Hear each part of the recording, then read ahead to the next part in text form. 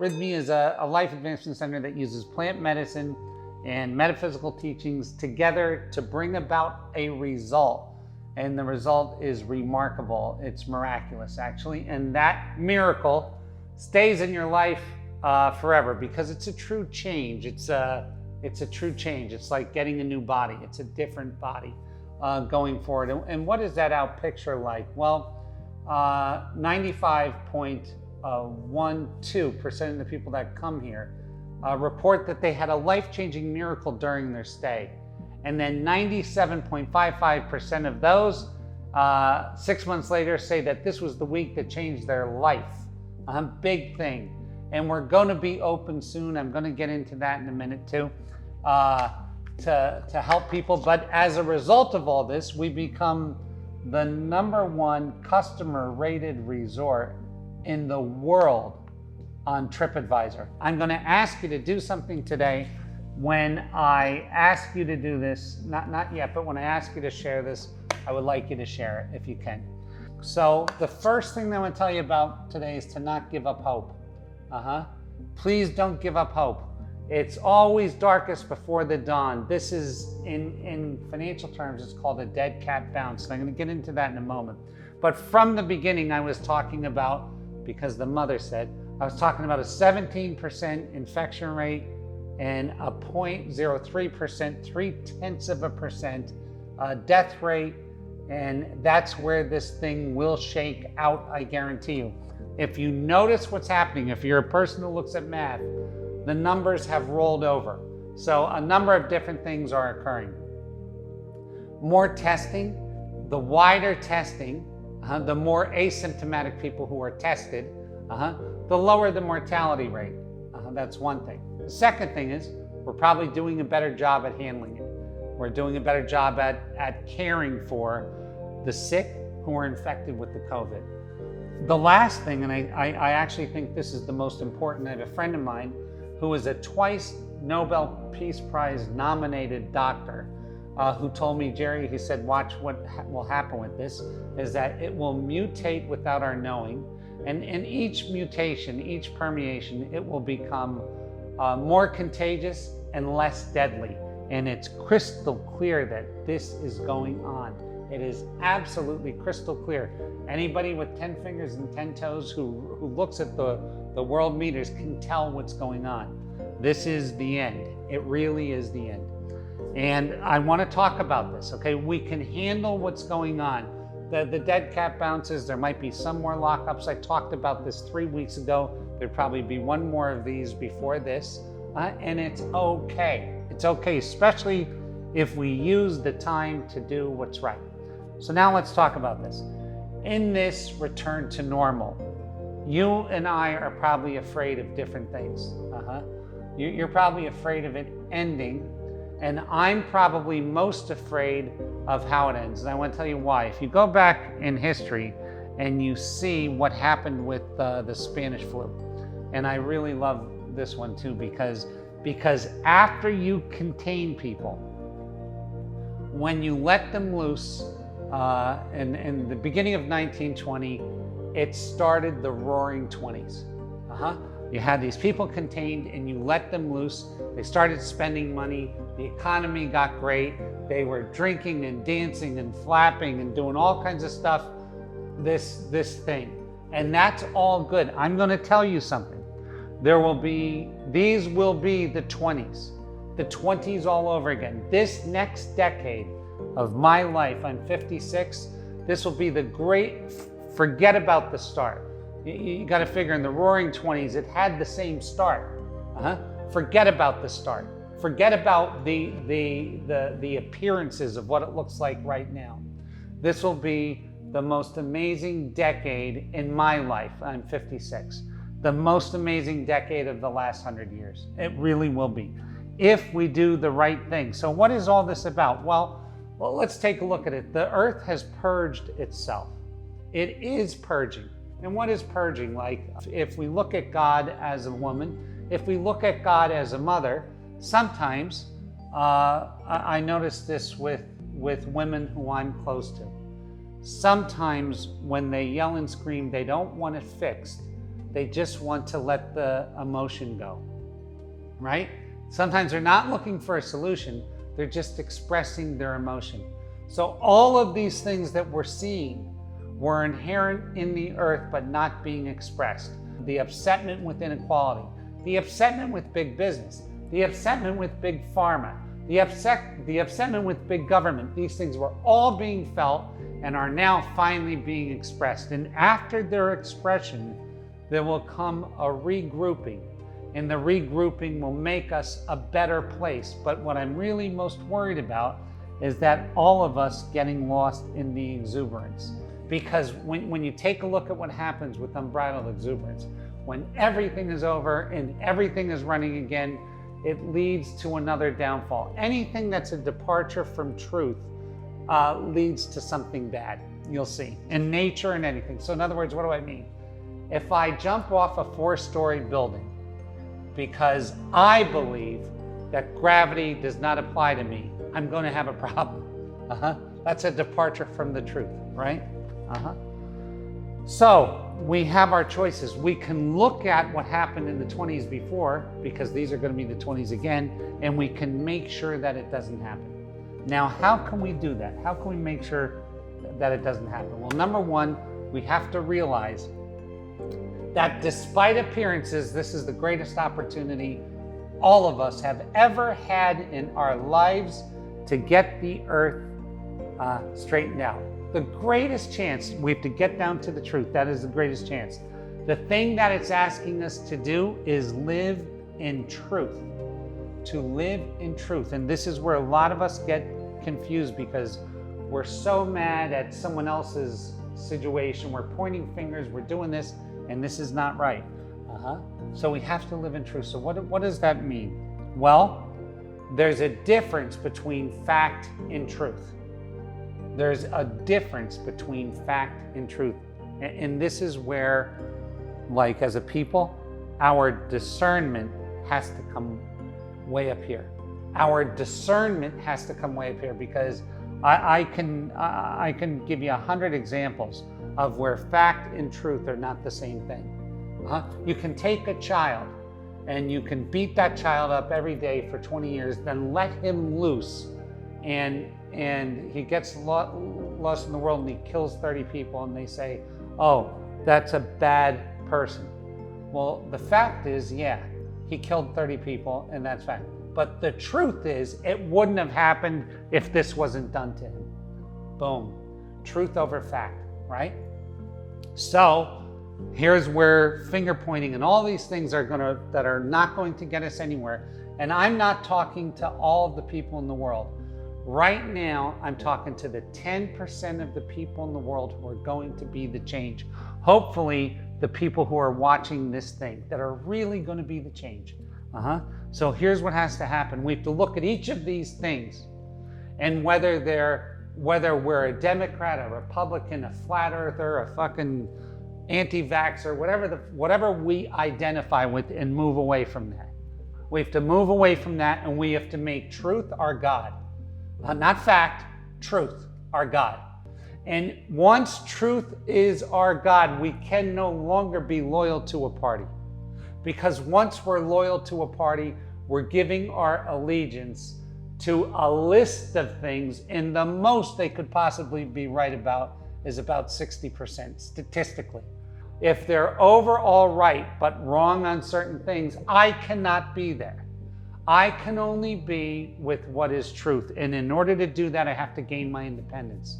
So there's not a person here who can tell me some of what the Democrats are saying are absolutely right, and some of what the Republicans are saying are absolutely right. There's not a person here, because it's the nature of the universe that not one thing. We can't blindly be allegiant to anything. We have to give our allegiance to the truth. And once we start giving our allegiance to the truth, magic happens. I want to talk about this. The world does not have to change. Only you have to change. Only the 10%. Only you. This is up to you. You change the 10%, and it's actually less than that, and markedly less, but I'm going to go with 10%. The scales shift and change occurs in real life. But it begins with you. It doesn't begin with your neighbor. It begins with you. If you're watching this now, if you're hearing this now, it begins with you. To abandon your party, to abandon your this, to even abandon parts of your religion and go to what is the absolute truth. And from truth, we can change everything. From truth, we can change everything, okay? What does that kind of look like? So I'm gonna say the 10% of you that are going to be with me in this and to be the change, I'm gonna ask you to take the first step and to share this now. Share this as proof that you're going to be here. Share this as proof that you want to be the change. I want you to share it because truth is in motion. And when you get motion, things hop onto that. I want so many people on this bandwagon for no other reason than we want to be an instrument for change. The way that it works is truth, kindness, myself. Truth, kindness, myself. We cannot put kindness ahead of truth. And people get very confused about this because a lot of people confuse kindness with love. Truth is love. Kindness is a reflection of love. But you cannot get in a position where you put kindness ahead of truth, or you get disaster. You get disaster. Honey, he's going to jump. Oh, honey, don't worry about it. He believes there's no such thing as gravity. Okay, well, let's make him feel good and agree with him. That's not how this stuff works. It's simply not how it works. It's just not how it works. So what do I mean by that? So let's say that it was a business and your friend has the business and your friend is producing food that's not good, but he thinks it is. He believes it is. And you come to him and you say, hey, look, I love you, but I want you to know something. You're not making a living and there's a reason. The food that you think is so good, the customers aren't really believing that it is. They're not. That's a hard conversation. That's a hard conversation, but it has to be had because now from this place, we can change. Once you get the guy that owns the restaurant to see that it's a problem with the food, then we can sit down and say, hey, look it. Is it the oven? Is it the recipes? Is there something that is are you missing a taste bud? Whatever the thing is, it can be gotten to as long as truth is gotten to first. Now listen, you don't have to impose your truth on people who don't want to hear it. That's something completely different. But if that friend is asking for help or complaining about why his restaurant business is in the shape that it is, you have to tell the truth. You never, ever, ever, ever want to put kindness ahead of truth, because when you do that, disaster occurs. It's just making the disaster occur. So as a people, we have to put our truth first. And once we put the truth first, we can no longer blindly follow a party. You can't, because there has to be right things with this and wrong things with this, and right things with this and wrong things. And that is what true independence it is. That's what true independence is. That's what being sovereign is. That's saying, hey, just because this guy helped me 3 months ago, I watched him punch that guy in the face, and I have to say it was the right thing to do because he helped me. No. Each act has to be judged by itself, the same way you judge you. And what do I mean by that? Oh, here's this wonderful business guy, and he's helped so many people, and yet he's forcing himself sexually on workers. Well, the fucking thing doesn't work. It's wrong. What he did helping other people was right. This act is wrong. And once you start realizing this, that the people that you're fighting against have parts of what they're saying that are absolutely right, then you can no longer throw bricks. You can no longer damage their business. You can no longer kill people, let the cops kill people, and you say it's okay. You can't do it. All of this has to be broken apart by 10% of us. You're not going to get the guy who is clearly not yet in line with seeing his own truth to hop on board with this. This isn't for the 90%. This is for the 10%. And this is for that 10% who is you. Do you really want to make a change? Do you want to change the world? Then adopt this thing. Make truth your party. Make truth your religion. And if you do it in your life and you do it from the inside out, then guess what? This next Roaring 20s will be a beautiful Roaring 20s. A Roaring 20s of love, of equality, of equal opportunity, of all kinds of community, of less drug abuse, of less crime, of less violence, of less war. Because I don't care what side it is, when you do the fucking autopsy and you look at their positions long after the war's over, they were both right about certain things. I don't care who it was fighting. I don't care about certain things. So this is what I'm talking about being more aware of these things. And we can really do it. You know what the greatest thing is? Wouldn't it be great to die if you're a guy my age in 2040 and say, holy God, I was a part of the 10% that really cared when the country and the world was begging for a solution. I was part of the solution. I wasn't part of the problem. I wasn't part of saying I blindly follow this and these fucking people are no good and these fucking people are perfect and all that bullshit. I wasn't. I stood on my own. I quietly gave my opinion when asked about how I see things. Beautiful, right? Truth, love, order are number one. Kindness is a reflection of those things. That's number two.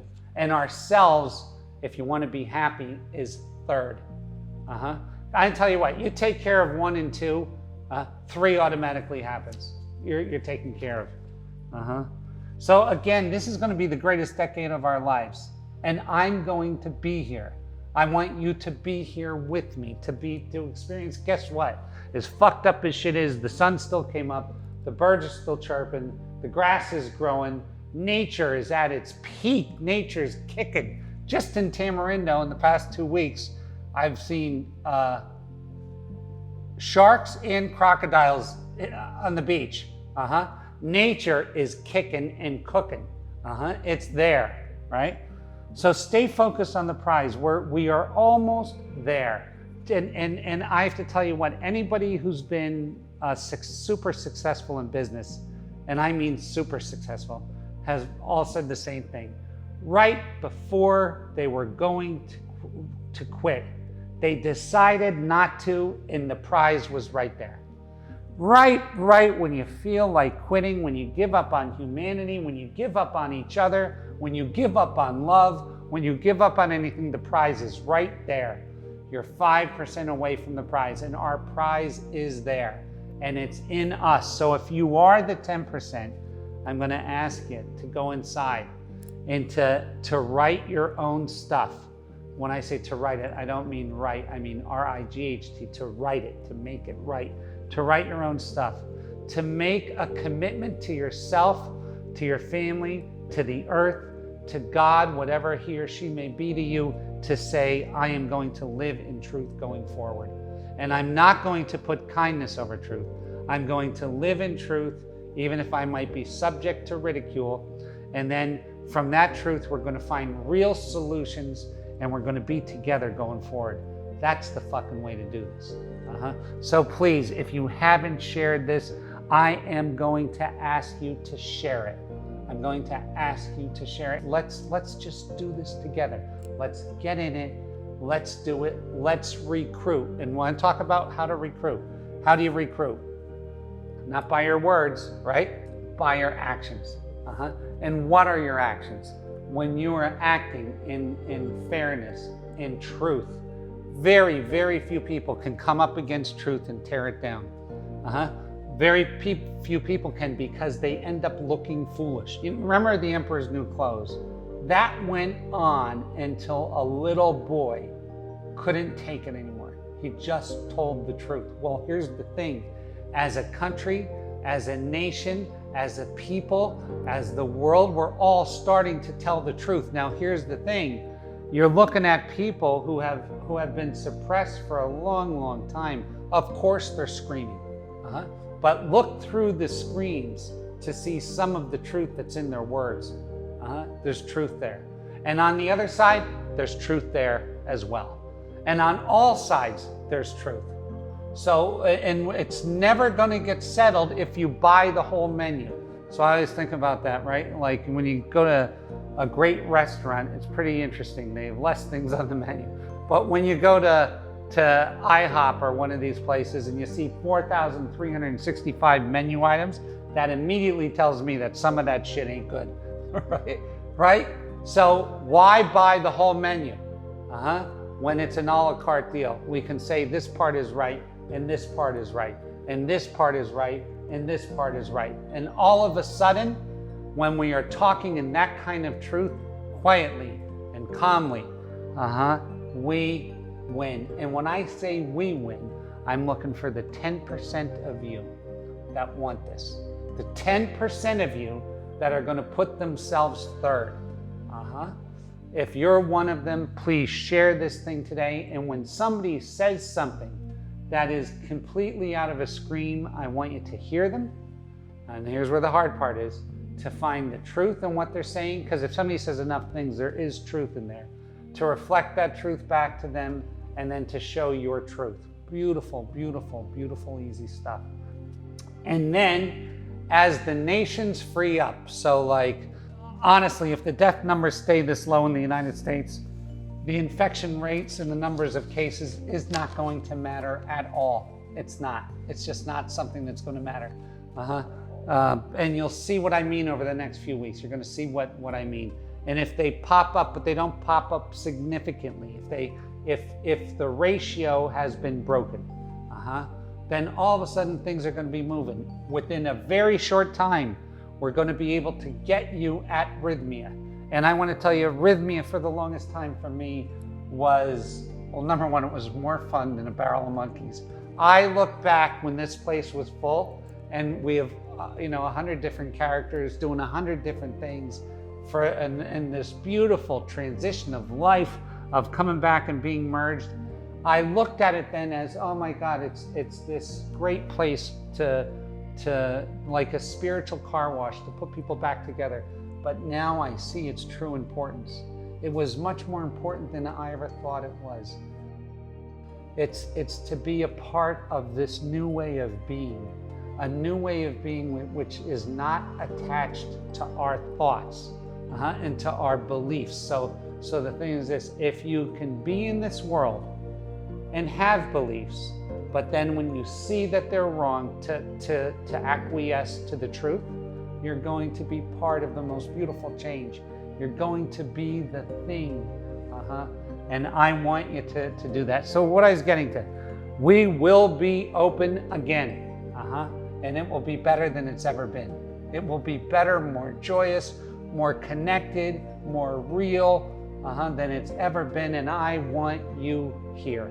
I want to meet each and every one of you. As I age, I'm an optimist, right? I have another 40 years at this, because I'm 56, going to be 57 soon. I want to meet every one of the people that's on this team. I want to meet everyone. It'd be my great joy, and my great joy just to meet you. I can't wait to do it. I can't wait to see you at Rythmia. I am so excited about what the future holds. So keep the peace. And one other thing, in these times where we might have to lock down a little bit more or have some restrictions, do your best to not drink alcohol. Do your best to not drink alcohol, because it's a depressant. And you can get lost between your thoughts and the thoughts of the spirit that you're drinking. And we don't want that to happen. We want to stay clean and clear and on point. And I can say that because I've made the mistake. 3 times since quarantine, and each time it didn't work for me. When I drank too much, it made me feel disconnected from people. And I don't drink. I'm not a guy that drinks to excess ever. I was in my day, but and by drink to excess, I don't mean drunk or falling over or doing any of that. Just having a little too much makes you disconnect from people. I'm not a guy that drinks to. I haven't been that drunk in over 10 years, right? So that's not it. But I mean, just having a little too much. What I notice is you feel disconnected. I've done it 3 times in I don't know, 3 months, 4 months. Not only do you feel a little disconnected, but the next day you feel sad. So please do yourself a favor and stay clear of it. Do yourself a favor and stay clear. There'll be time to celebrate when the world comes back together, you know? God bless you, God keep you, God hold you. We want to see you at Rythmia. We want to see you here. Have a wonderful week. Until next week, we'll see you then. Cheers.